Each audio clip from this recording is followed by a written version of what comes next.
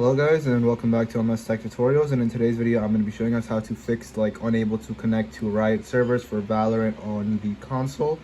And so the first thing you guys can do is just simply close the game. So just close the application. Let's just say I just open up For Honor, for example. Just close the application and then start it again like this. Close game and then start the application up again.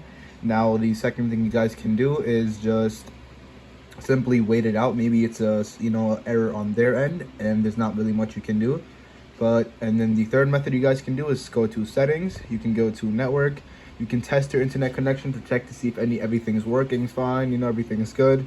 And you can also go to settings. You can whenever you're setting up your internet connection, you can just play around with the DNS settings. Click on it, advanced settings, and go ahead and just play around with the DNS settings. So yeah, that is something you guys can also do. And that is it for the video. Thank you guys for watching. Make sure to give the video a thumbs up, subscribe to the channel, and have a great day.